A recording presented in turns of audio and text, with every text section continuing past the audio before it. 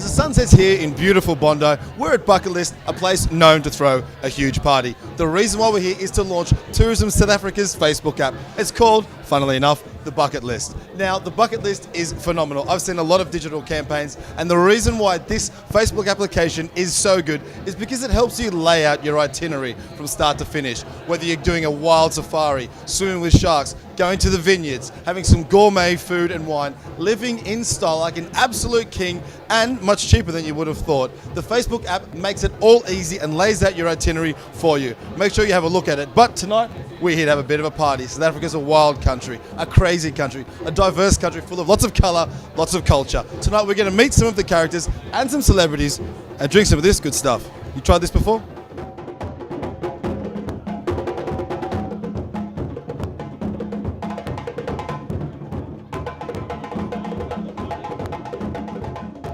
It's an absolute pleasure to be next to a living legend and someone that's done a lot of business in South Africa, whether it's playing for the Wallabies or overseas on holidays. Of course, you've been over there on holidays, mate. Tell us about it. We have just recently. We had a great holiday to South Africa. We were in Cape Town to start off with, did the Table Mountain, went to Robben Island, went to Stellenbosch.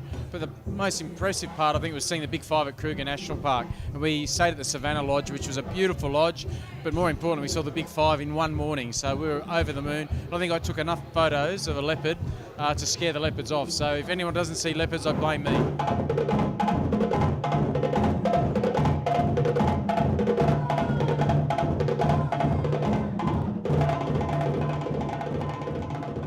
So while the girls are enjoying oysters, I'm working very, very hard here to try and find some people in the travel industry that actually know a little bit about this new Bucket List app. Now, the name Bucket List, pretty cool name, huh? Yeah, love it. Perfect. It's not bad. Now, in terms of ticking things off the list, I'm sure you travel a lot, you do a lot of traveling. What is it that you want to find when you go on a holiday?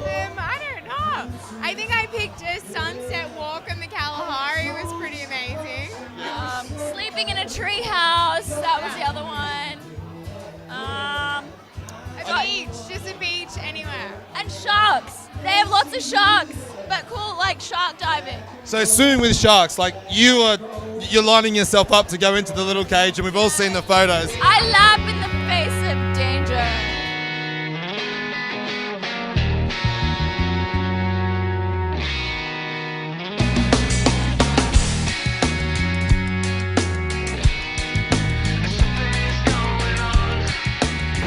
The bucket list is about that thing that everybody has, which is when you think about your dreams, when you think about what to do before you actually kick the other bucket.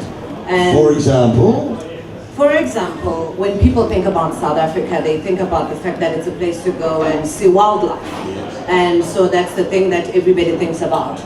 But the thing is, if you're looking at shark cage diving or looking at really diving from the highest commercial bungee jumping place in the world, you normally don't think about South Africa. If you're thinking about surfing in one of the most gorgeous places, you don't think about South Africa first.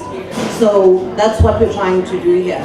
So it's that information that we're bringing to you today so that you know, you actually, when you're thinking about a holiday, you can consider South Africa and you can add a safari to actually what it is that you want to do. So the safari does not have to be the reason that you go, but it is something that you can add to your holiday experience.